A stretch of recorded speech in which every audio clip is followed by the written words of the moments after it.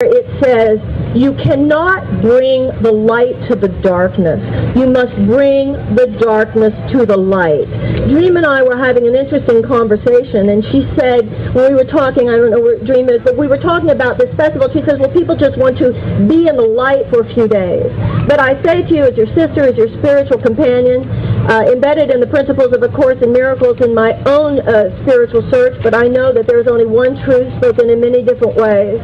There is a difference between transcendence and denial. And it's a consciousness that brings you to a festival like this. Is one in which we feel as Americans, as men, as women, as citizens of the planet, that we can be here, that this can be anything with true gravitas or moral authority, and we are forgetting the fact that our country has turned into a permanent war machine. Then there's something very sad about this festival rather than happy for me. Now, earlier we were talking about the fact that men and about the feminine power and the divine feminine. And there was I heard someone say that the men here are holding the space for the feminine, which is very beautiful. It's very beautiful seeing the mix of, obviously there are men and women here. And both for the women who want to hold the space for the divine feminine as well as for the men who are holding the space for the divine feminine. Thank you so much. I'd like to talk to you for a moment about the divine feminine, because the divine feminine has a fierce aspect. The divine feminine is not just dressing up. The divine feminine is not just getting pretty and whatever pretty of the day is, whether it's big boobs or feathers. It's all cosmetic. Hello. The divine feminine cares about the fact that 17,000 babies die on this planet every day of hunger.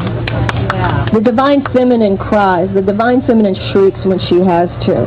There is an interesting anthropological characteristic of every advanced mammalian species that survives and thrives. And that is the fierce behavior of the adult female of that species when she senses that there is a threat to her cubs. That whether it's the mama bear or the tiger or the lion, do you know that even among the hyenas, the adult female hyenas encircle their babies, encircle the cubs while they're feeding, and will not let the adult males of that species anywhere near the food until the cubs have been fed. Surely the women of America could do better than the hyenas. And the fact that collectively, not in terms of our hearts are good. And I know that the heart that draws us to a place like this today is good. But we have to ask ourselves, at what point, whether you're in therapy or you're at a festival like this, at what point do you stand in that place which is not comfortable? Do you stand in that place which is not comfortable and not turn away?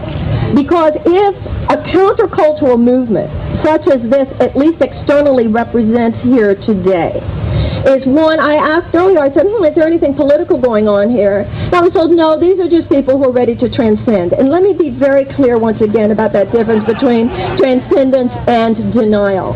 Because if the countercultural movement in 2011 is one in which it is deemed for whatever reason acceptable to look away from the fact that tremendous amounts of unnecessary human suffering occur on this planet and in this country for no other reason than that so a relatively few people on this planet and in this country can have all the money they want.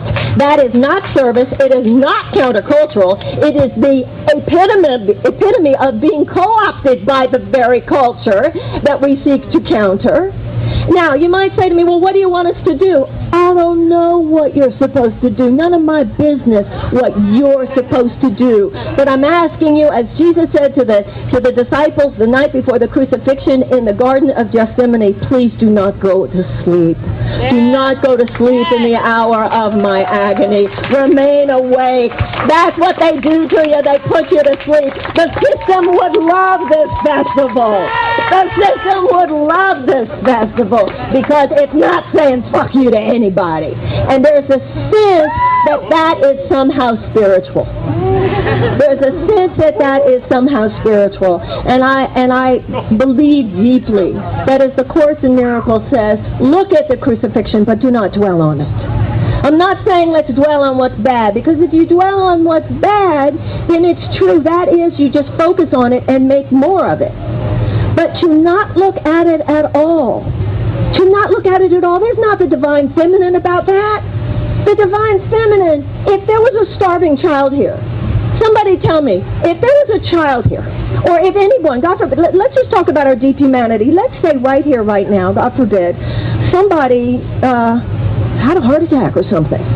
Well, the fact that I'm speaking up here would be irrelevant. And somebody would yell and say, is there a doctor here? We would all get deeply human very quickly, wouldn't we? Yes. Are you with me? Now, this is an interesting thing about our country. If you look at I always say that if I'm on an airplane somewhere, anywhere in the world, I love to sit next to an American. Characterologically, we're cool people, and we care. We're not, we're human beings, and there's a spunkiness, and there's a coolness. But our collective capacity for denial and grandiosity is frightening and perilous. In the end, most people are only afraid of the unknown and what they don't understand. Once we make the effort to deprogram ourselves from our conditioning and gain knowledge and understanding within and without, shining light into darkness, our awareness and consciousness rises, and we start to see in alignment with who we truly are, beyond preference, wishful thinking, or denial, and then can act in alignment with our higher self and the universe. If we truly love life, the world we live in, and want positive change, then this also implies to look at the issues and injustices in the world so many of us like to ignore or deny. This is not being negative, but the work to be done during this time of transition.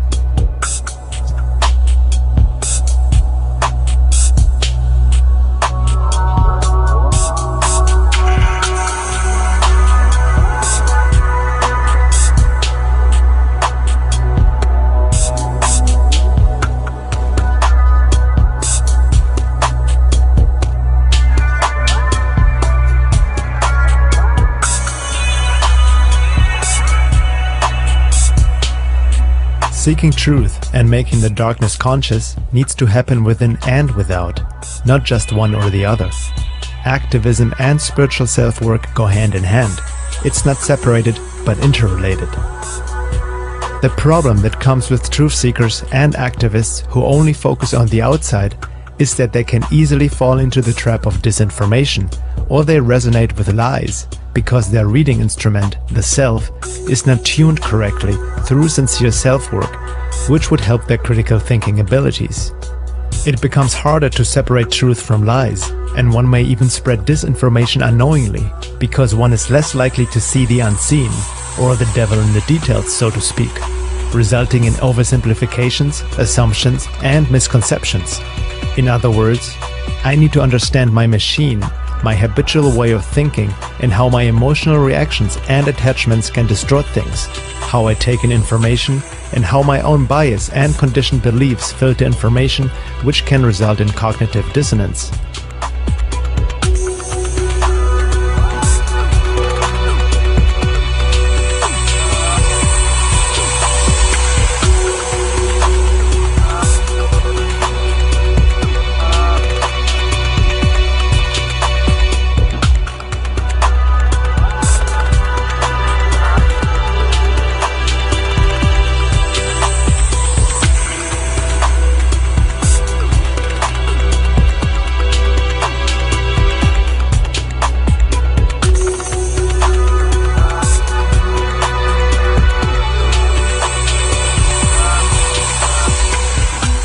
According to the mystic and spiritual teacher George Ivanovich Gurdjieff, the human organism is constituted by two fundamental functions, essence and personality. Essence is what we are born with, the raw material of one's being. It includes the physical body, genetic makeup, energy metabolism, the inborn capacity for emotions and sensations. There are also external influences that affect us, such as planetary vibrations, present in the immediate environment at conception, during the fetal stage, and at birth. An astrological birth chart can give some insight into that. As we grow, our essence is molded by cultural influences. It can mature along the lines of its inherent nature and potential, or it can become blocked in its maturation and hence form something that works against its inborn potential. Essence would evolve in societies where essential practices and values predominate, such as sincerity, love, truth, compassion, knowledge, and so on. Obviously, we live in a world where such values have become distorted and polarized, meaning that our society at large has taken on pathological values that are seen as normal, and people can no longer make the distinction between healthy and pathological thought process and logic. One is no longer able to draw a line between correct thinking and deviate thinking. The influence of higher density beings and forces may also have an effect on us in that regard, as explored in UFOs, aliens, and the question of contact. Personality is the mask we carry over our essence, the vehicle for essence to work through, so to speak. Our personality is conditioned and programmed through upbringing in a society that is built on lies. And the stronger the programming, the harder it is for essence to come through. Hence, deprogramming and facing the lies of one's personality is key, so it becomes a direct reflection and expression of essence, which ultimately leads to conscious actions based on one's inherent potential. In a mature person, essence and personality form one continuous I, which is to say that the person is unified.